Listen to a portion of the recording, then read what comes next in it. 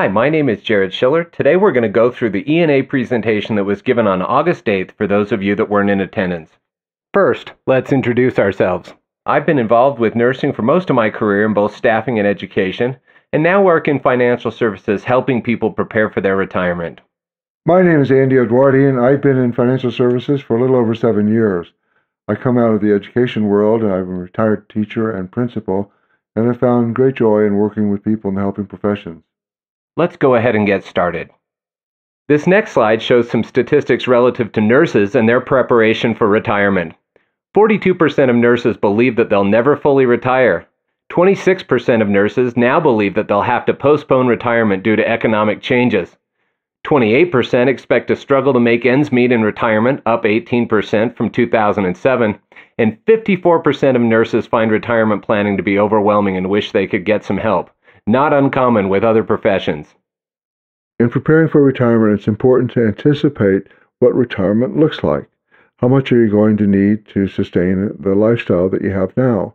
Most advisors suggest that we need 80 to 90% of our pre-retirement or current income to cover expenses and sustain the lifestyle and retirement that we have now. Income needs change over the different phases of retirement. At the beginning of retirement, most people's monthly income exceed their expenses, while after a decade or so, expenses begin to exceed monthly income. On average, 20% of retirees' income will be spent on health care. It's important for us to look at this in terms of phases and prepare for those fluctuations and added expenses. We hope to empower you through this presentation to know which questions to ask, which concepts to consider as you prepare for retirement. First, let me start with the idea that it's important to save. It isn't how much you save as much as it's important to start saving, getting into the habit of saving.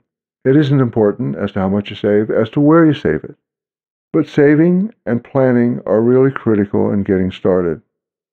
One of the major understandings we need in beginning to plan is how compounding interest works. Compounding interest is the idea of earning interest on interest, which allows our money to grow exponentially. As you can see in this graph, we've taken $250 per month and compounded it over 40 years at an 8% interest rate. As you can see, at the end of that term, we have nearly $900,000 as a result of our efforts. This concept is critical as we begin to look at products and strategies we'll talk about later in this presentation. Compounding interest is characteristic of most retirement savings vehicles, but it's an important concept to understand.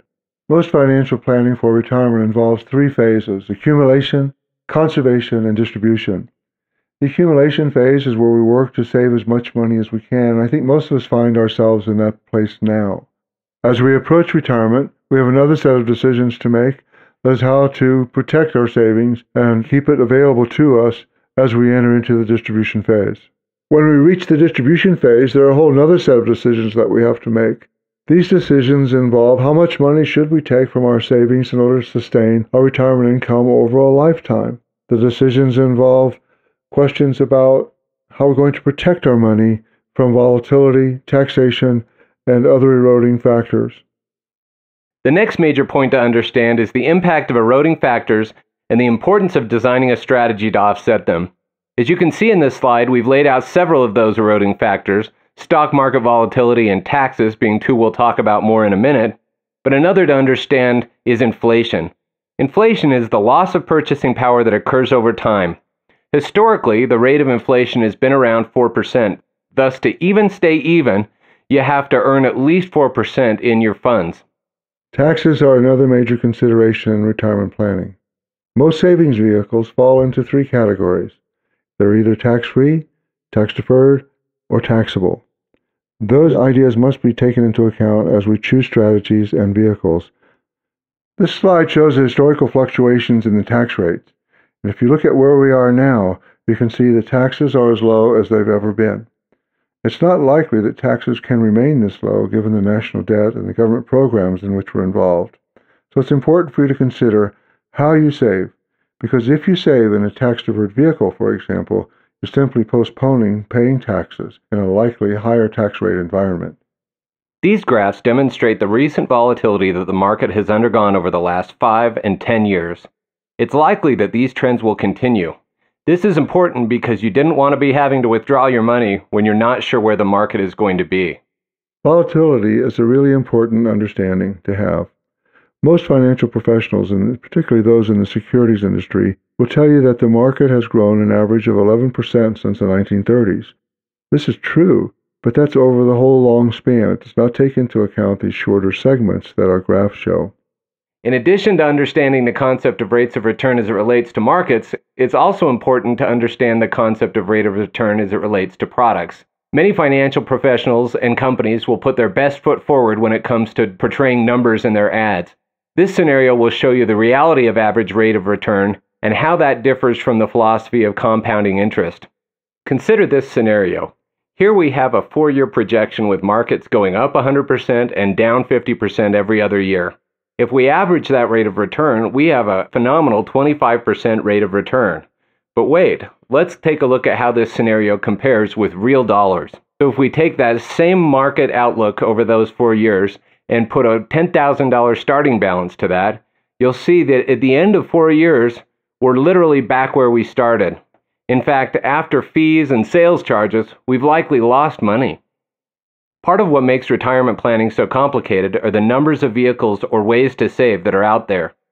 In the next few slides, we're going to examine each of these vehicles in terms of security and stability, potential for growth, liquidity, and tax implications.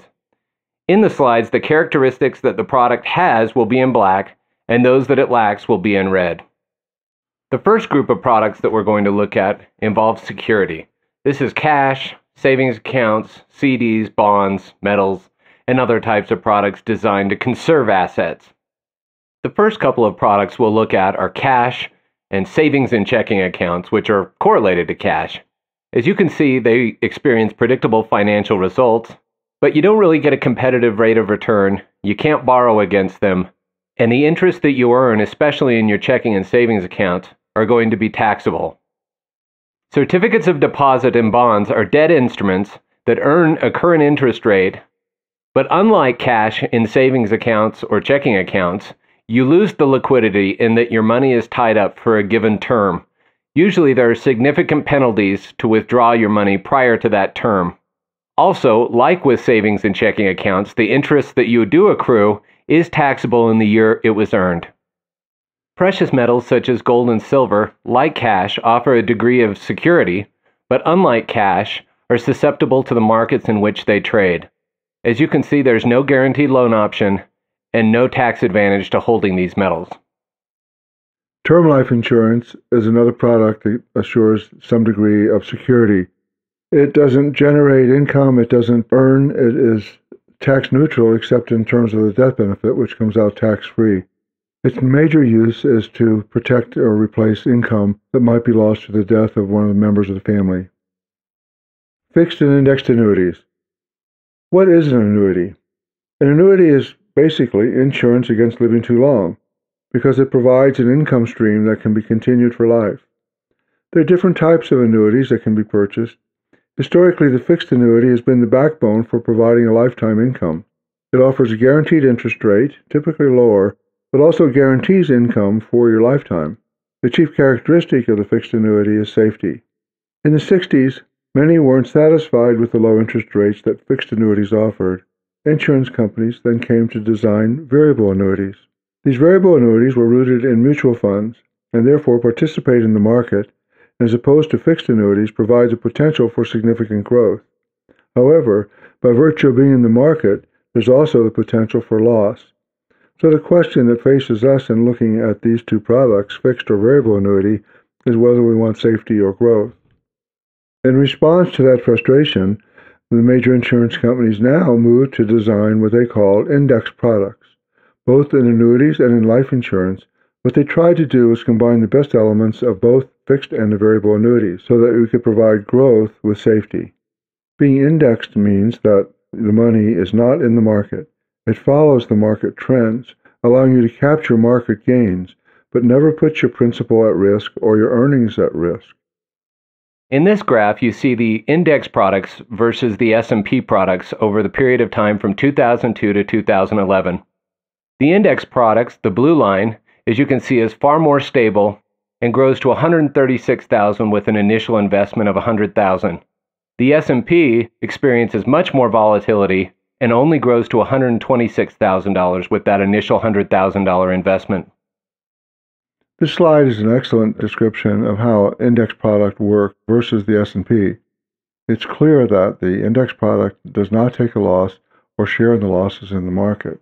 It doesn't earn as much as the S&P might offer, but you never lose your principal or your earnings. Another conservative type of investment holding is preferred stock. Preferred stock is an equity interest in a company, but it operates a lot like debt in that it pays a current interest rate. But unlike bonds and other types of debt, you're subject to the risk of the volatility that comes with the common stock of that corporation. The products we will discuss next are designed specifically for the purpose of growth. They are generally in the market, and consequently many are subject to market risk. These include products such as common stocks, equity mutual funds, and others that we will get into. Buying common stock is buying direct fractional interest in a company. Unlike other vehicles, you are subject to the viability of the company in which you're invested, and there are no immediate tax benefits. Like common stock, equity mutual funds are companies that buy into a variety of companies in order to diversify their portfolio and make them less subject to risk. With common stocks as well as equity mutual funds, there's no loan against the holdings in which you have, no predictability in terms of financial results, and there's no tax benefits, as any gains realized as a result of sale of that stock is immediately taxed. Exchange-traded funds, or ETFs, operate a lot like mutual funds, except their specific purpose is to follow markets. So if the market goes up, the ETF will go up. If the market goes down, your holdings in the ETF will go down as well. Investment money is typically divided into two categories: qualified money and non-qualified money. Qualified money is pre-tax money used to buy into investment vehicles, whereas non-qualified money is after-tax money used to buy into investment vehicles. Qualified plans are the ones we're all pretty commonly familiar with in terms of 401ks, IRAs, etc. These allow you to invest pre-tax money and to grow that money tax-deferred. Because qualified plan money is in the market, you are subject to market volatility. And because it's government regulated, there are restrictions on when you can take your money out, how long you can leave your money in, and the amounts of money that you can put into qualified plans. Investments in real estate, like other investments in market-based tools, are subject to the volatility of the real estate market. Rapid gains can be made, as well as rapid losses. Real estate is also subject to some specific tax advantages in terms of the ability to write off mortgage interest. Liquidity in real estate holdings can also be compromised by market conditions. Whole life insurance is another vehicle for saving for retirement. It provides some distinct features from what we described earlier in term life insurance, in that this type of insurance allows you to grow cash values. Those cash values become available to you in the form of loans as you get into the policy, and those loans come out tax-free. So it's an excellent source of supplemental tax-free retirement income. It also shares a characteristic with term life insurance in that the death benefit is tax-free. So it becomes a safe, predictable, growth-oriented vehicle for saving for retirement that's very tax-friendly. We've now covered what growth products look like and what safe products look like. The decision for you is to decide your own risk tolerance, how you want to save money, again, looking at tax issues, liquidity, safety. So those are the main concepts that you need to have in place to make good decisions about what vehicles you want to choose in saving for retirement. We've discussed those varieties of vehicles that are used for saving for retirement, and now what we want to talk about are the types of qualified plans that most people have. In fact, what's being phased out, if you would, of the retirement scenario are pensions. If you have a pension, depending on when you began working with your company, you have a guaranteed income for life out of that. But most companies now are transitioning to what's called defined contribution plans, where you contribute and build your own retirement pension, if you would. The major way of doing this is in a pre-tax plan, such as a 401k. A 403b is used in a lot of school districts or for employees in education. But you have these two basic types of qualified plans: a pension, which is a defined benefit plan, and most of you will probably never see something like that. What you are faced with having is a defined contribution plans where you're in charge of your savings and how much you're going to have saved toward retirement. Many employers offer a 401k plan, and they offer a match along with that. Your number one line of savings in this situation should be to be sure to capture the match, because the match is free money. There are limits to how much you can save in a 401k plan. The amount for this year is $17,000, and there's an opportunity for catch-up if you're over age 50. But again, like other qualified plans, there are these contribution restrictions. If you're in an IRA, the amount is $5,000 with a $1,000 catch-up if you're over 50. So you need to be aware of the plan limits on all these qualified plans. In July of this year, of 2012, the government has imposed some regulations on 401k providers. That is, now they have to disclose the amount of fees that are impacting your savings. That's a very important concept to keep in mind as you put money into that savings vehicle, the 401k. Many of the products have fees, but these new regulations were put in place so consumers could be aware of fees and to avoid excessive fees. The impact that these fees can have on your assets can be significant.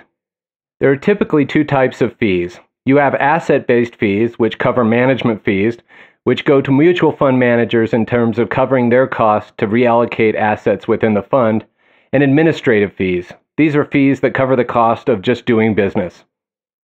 The following example will show the impact that fees can have on mutual fund growth. In our first example, we have a mutual fund that has no sales load and no fund fees.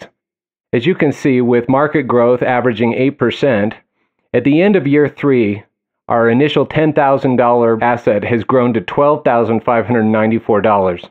In the next slide, we take the same 3-year outlook, but we've got a sales charge of $500 initially, and then 3 years of fees that are $207 in year 1, $215 in year 2, and $230 proportional with the growth of the assets. The impact has been significant, though. It has reduced our actual rate of return to only 4%, or $11,261. You're probably asking yourself, which product is right for me? Well, unfortunately, there's no easy answer to this question, as like a fingerprint, every financial situation is unique and demands its own unique solution and blend of products. What we can offer are the following elements that will keep you on the right track. The first is discipline. Save your money, reduce payments to others. Protect yourself against taxes, market fluctuations, inflation, and unnecessary interest rates. Be prepared for unforeseen events such as an illness, a death, or other type of financial hardship. Ensure that your products are accumulating cash at a competitive rate of return, and avoid paying penalties to access your money. We hope this presentation has been of help to you. We've tried to share with you the major concepts that you should be aware of.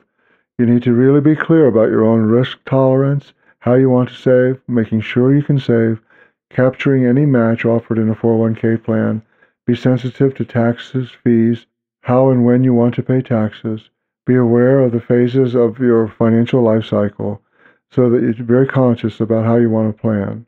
A financial advisor can help with all of this by bringing the questions to you, by suggesting the latest strategies or insights into how you might save. So take advantage of another set of eyes to look at your plan. Thanks very much for your attention.